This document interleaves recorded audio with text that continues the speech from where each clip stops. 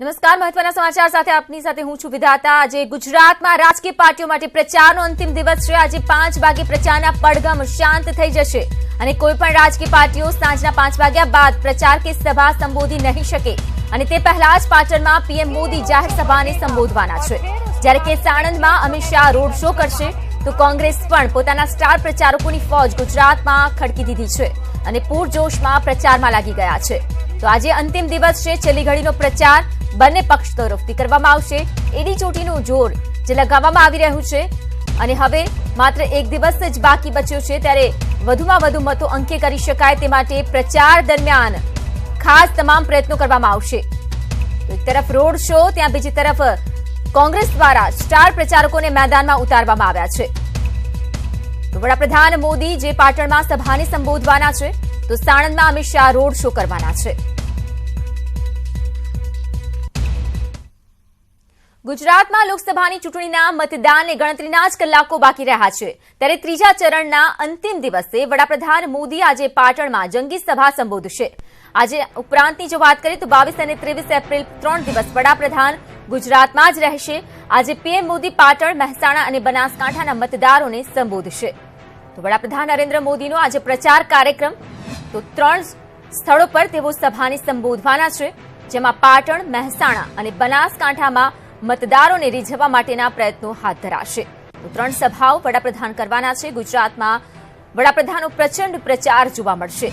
ઉલ્લેખનીય છે કે 21, 22 અને 23 એમ 3 દિવસ વડાપ્રધાન ગુજરાતમાં જ રોકાણ કરશે। તો આજે 3 સભાનું આયોજન છે ત્યારે બીજી તરફ જ્યાં 23મીએ મતદાન થવાનું છે ત્યારે વડાપ્રધાન પોતાના મતાધિકારનો ઉપયોગ કરશે રાણીપ ખાતે અને 3 દિવસ તેઓ ગુજરાતમાં જ રહેવાના છે। તો આજે ખાસ પ્રચાર કાર્યક્રમો છે વડાપ્રધાનના અને તેઓ પાટણ, મહેસાણા અને બનાસકાંઠામાં પ્રચંડ સભાને સંબોધવાના છે, પ્રચાર કરવાના છે। તો વડાપ્રધાન નરેન્દ્ર મોદીનો જે કાર્યક્રમ રહેશે, ઉલ્લેખનીય છે કે જ્યાં ત્રીજા ચરણ માટે આજે પ્રચાર પડઘમ જે શાંત થવાના છે, અંતિમ દિવસ છે પ્રચારનો, ત્યારે વડાપ્રધાન તમામ પ્રયત્નોમાં લાગશે કે વધુમાં વધુ મતદારોને તેઓ રીઝવી શકે।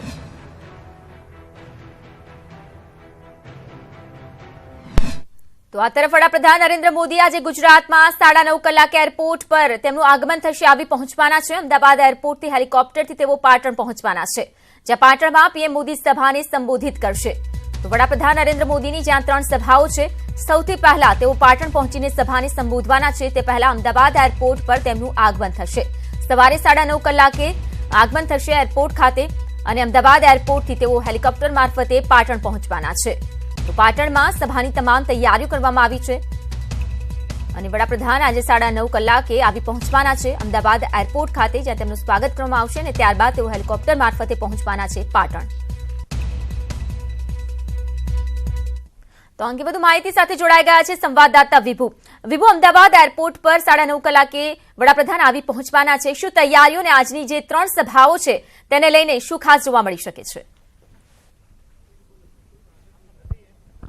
જી વિધાતા, વડાપ્રધાન નરેન્દ્ર મોદી 9:30 કલાકે અમદાવાદ એરપોર્ટ પર આવી પહોંચવાના છે, જેને લઈને તૈયારીઓ કરી દેવામાં આવી છે। સુરક્ષા વ્યવસ્થા સઘન કરી દેવામાં આવી છે। અમદાવાદ એરપોર્ટ પર અત્યારે સુરક્ષાનો જે કાફલો છે તે આવી પહોંચ્યો છે અને ત્યારબાદ જે વડાપ્રધાન નરેન્દ્ર મોદી અમદાવાદ એરપોર્ટ 9:30 કલાકે ઉતર્યા બાદ તેઓ સીધા જ પાટણ જવાના છે, પાટણ સભા કરવાના છે અને તેમના જે 3 હેલિકોપ્ટરો છે તે પણ સ્ટેન્ડ બાય રાખી દેવામાં આવ્યા છે। સાથે સાથે સુરક્ષા જે કોન્વે હોય છે કે સ્ટેન્ડ બાય રખાતો હોય છે તે પણ અહીં અમદાવાદ એરપોર્ટ પર આવી પહોંચ્યો છે, એટલે કે સુરક્ષા વ્યવસ્થા સઘન કરી દેવામાં આવી છે।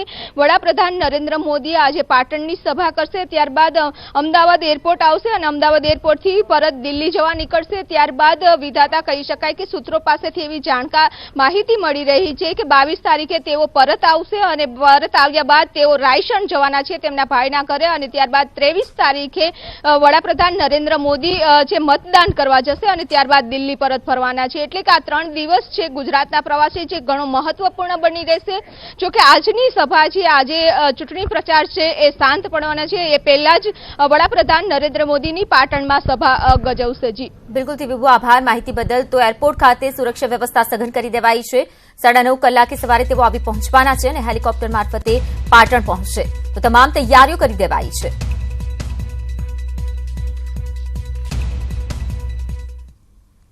તો બીજી તરફ ત્રીજા તબક્કાના મતદાનના પ્રચારનો જ્યાં અંતિમ દિવસ છે ત્યારે ભાજપ દ્વારા ઝંઝાવતી પ્રચાર કરવામાં આવશે. સાણંદમાં અમિત શાહનો ભવ્ય રોડ શો છે. રોડ શો યોજાવાનો છે ત્યારે સાણંદના એપીએમસીથી રેલી શરૂ થશે અને ત્યારબાદ સંન્યાસ આશ્રમ રોડ, તલાટીનો મેળો, મોટી ગોલવાડ, તાલુકા પંચાયત, શેઠ સીકે હાઈસ્કૂલ, બાબા સાહેબ આંબેડકર પ્રતિમા, સંસ્કાર પ્રાથમિક શાળા, જનવાડી થઈને ઘડિયા 4 રસ્તા સુધી અમિત શાહનો રોડ શો યોજાશે. તો આજના દિવસ દરમિયાન પ્રચાર પડઘમ જ્યાં શાંત થવાના છે તે પહેલા તમામ પ્રયત્નો કરવામાં આવી રહ્યા છે. મતદારોને રીઝવવા માટે, વધુ મતો અંકી કરવા માટેના તમામ પ્રયત્નો હાથ ધરાયા છે. એક તરફ જ્યાં વડાપ્રધાન નરેન્દ્ર મોદી પહોંચવાના છે પાટણ, ત્યાં બીજી તરફ અમિત શાહનો પણ રોડ શો છે. તો અમિત શાહ જે સાણંદમાં રોડ શો કરવાના છે, ભવ્ય રોડ શો યોજાવાનો છે. ત્યારે સાણંદ ખાતે એપીએમસીથી રેલીની શરૂઆત થશે. ત્યાંથી શરૂઆત કરીને ત્યારબાદ સંન્યાસ આશ્રમ રોડ સુધી પહોંચવાની છે. આ તમામ રૂટની જો વાત કરવામાં આવે, તલાટીનો મેળો, મોટી ગોલવાડ, તાલુકા પંચાયત, શેઠ સીકે હાઈસ્કૂલ, આ તમામ રૂટ રહેશે રોડ શોના. ત્યારબાદ બાબા સાહેબ આંબેડકર થઈને સંસ્કાર પ્રાથમિક શાળા પહોંચવાની છે આ રેલી, રોડ શો, અને જનવાડી થઈને ઘડિયા 4 રસ્તા સુધી અમિત શાહનો રોડ શો યોજાવાનો છે. તો સાણંદ ખાતે પણ ખાસ તૈયારીઓ કરવામાં આવી છે જ્યાં રોડ શો યોજાવાનો છે અમિત શાહનો. તો મોટી સંખ્યામાં કાર્યકર્તાઓ જોડાશે, ભાજપના કાર્યકર્તાઓ.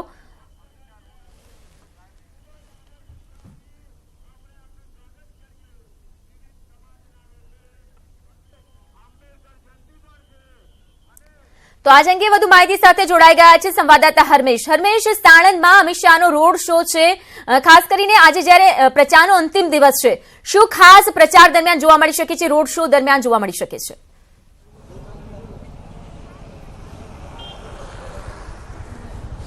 પ્રિયંકા, લોકસભા ચૂંટણીના પ્રચારનો આજે છેલ્લો દિવસ છે ત્યારે ભારતીય જનતા પાર્ટીના રાષ્ટ્રીય અધ્યક્ષ અમિત શાહ છે તેઓ ટૂંક જ સમયમાં તેમના નિવાસસ્થાનેથી નીકળશે. હું દ્રશ્યમાં આપણે બતાવવા માંગીશ કે થલતેજ ખાતે આવેલું તેમનું નિવાસસ્થાન કે જ્યાં આગળ તેઓ હાલ ઉપસ્થિત છે અને ટૂંક જ સમયમાં તેઓ તેમના નિવાસસ્થાનેથી નીકળશે. નિવાસસ્થાનેથી નીકળ્યા બાદ તેઓ સીધા સાણંદ જશે અને સાણંદમાં તેઓનો રોડ શો અને સભાનું આયોજન કરવામાં આવ્યું છે. તો બીજી તરફ વાત કરવામાં આવે તો ઘાટલોડિયા વિસ્તારમાં પણ તેમનો એક કાર્યક્રમ રાખવામાં આવ્યો છે. ઘાટલોડિયા વિધાનસભા ક્ષેત્ર જે છે તે વિસ્તારમાં તેઓ બૂથ લેવલના જે કાર્યકર્તાઓ અને અન્ય જે લોકો છે તે લોકોની સાથે પણ મીટિંગ કરશે અને લોકસભા ચૂંટણીને લઈને તેમની સાથે તેઓ ચર્ચા કરશે. જી હરમેશ, આભાર માહિતી બદલ. તો રોડ શો અને સભાનું આયોજન છે જ્યાં અમિત શાહ પહેલા થલતેજ પહોંચવાના છે અને ત્યાંથી તેઓ સીધા સાણંદ જશે જ્યાં રોડ શો યોજાવાનો છે.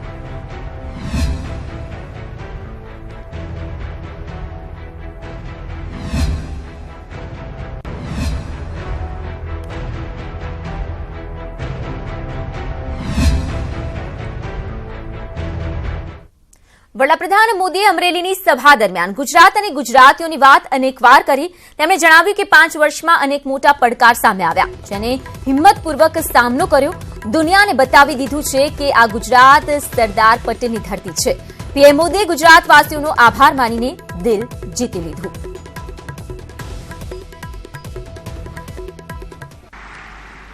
ભાઈઓ બહેનો,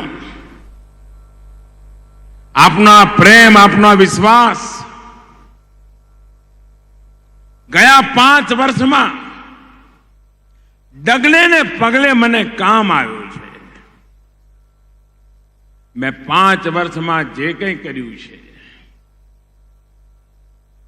કઠોરમાં કઠોર નિર્ણય પણ કર્યા છે અને ગરીબમાં ગરીબની જિંદગીનો ખ્યાલ પણ રાખ્યો છે.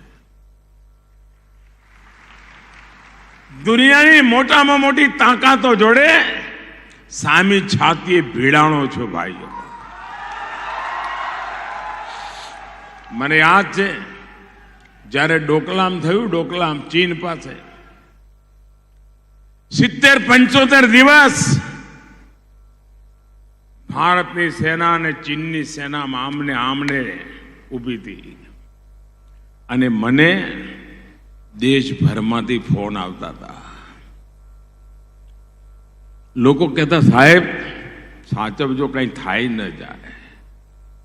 અને ગુજરાતના ફોન આવતા હતા, કહેતા, સાહેબ ખેલ ખેલાડીના ઘોડા સવારોના.